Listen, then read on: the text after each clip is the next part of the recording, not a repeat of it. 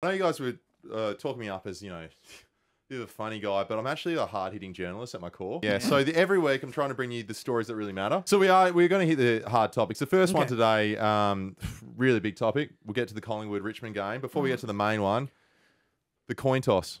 I saw your TikTok on that. Carlton and Richmond game, wasn't it? That's right. It disappeared.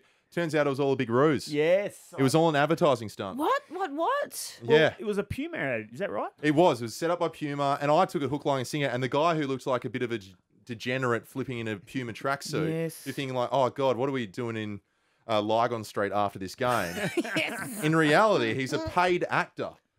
And he reached out and said, his mate reached out and said, that's my mate. He's a paid actor. It was all a big ruse by Puma. And lo and behold, 2 days later, they got me. Hook, line, and sinker. Same game, though. Collingwood came away with a very big win. Jack Givenon, sorry for the pronunciation. He said it was light work beating St Kilda. This is a team that came 17th last year, I believe. 17th last year, but light work dealing with St Kilda. First-year player. What'd you make of that? Confident young kid. Yes. Fair to say he's not an introvert, Michelle. No. Okay, interesting. Yes.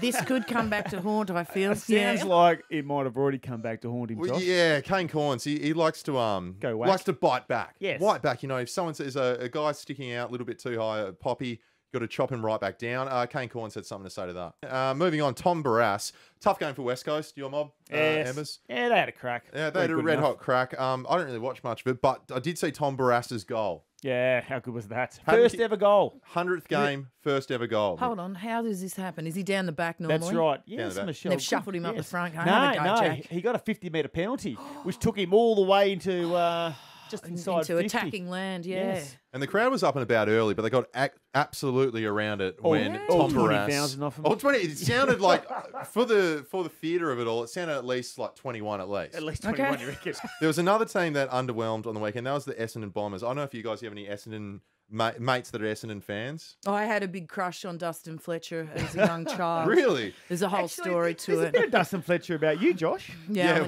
what tall, Careful. Lanky. and not a sex idol in any way. No. All right. We went to primary school together. I'll tell you another day. Yeah.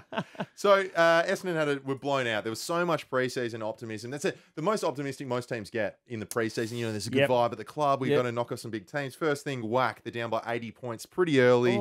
A couple bright sides to that, which we'll get to later. But I was just thinking, you're a part of two first-round losses that you were a part of, Embers. How does that hit the confidence? Yeah, not good. Especially first game of the season when there is so much optimism. They played finals last year, and I think speaking to most people, they thought this could be the year of the Bombers. So to come in against a side, yes, we know Geelong have been a good footy team for a while, but there was a bit of talk that they might be on their way down. It might be an opportunity for Essendon to go up and dish that first up.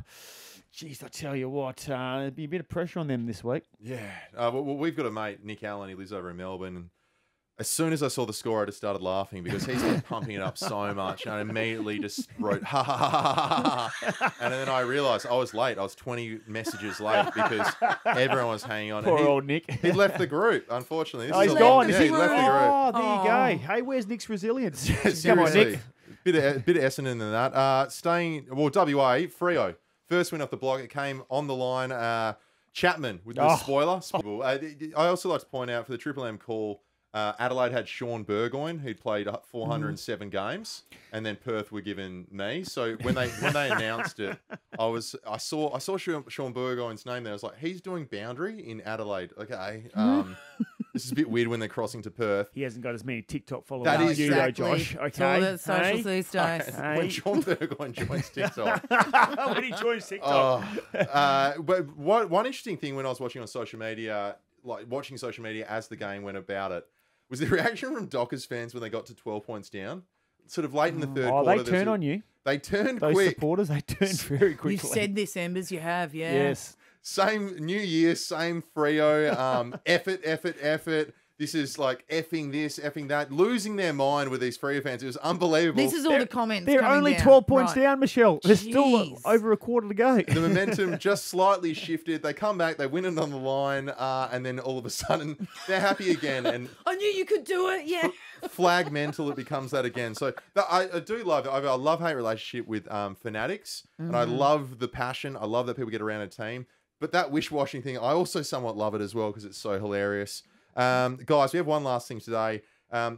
With the top-up lists, with the COVID scenarios now, Mish, they have a lot of extra plays available to them if there's someone that's injured. Sure. Yeah. So what we've had this weekend is a lot of players that might not necessarily found themselves on a list somehow dominate.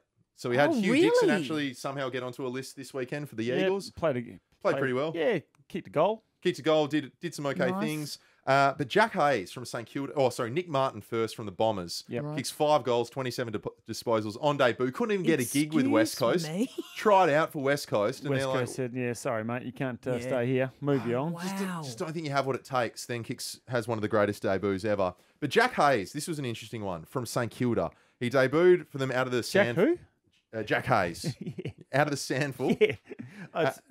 Exactly. A big, tall, athletic bloke. Had some amazing goals. Fair pump up for a bloke that's played how many games? That was his first. His One debut game. And you know what? Wow. I don't care what you guys say. No one saw that coming because based on his Wikipedia, he's 114 years old and dead. His Wikipedia is currently still that of a Jack Hayes who was born in Sydney in 1907, and with his photo though, Really? with the current Jack It Hayes is with the not. sandful. It dead set. Has it is. been That's updated? hilarious.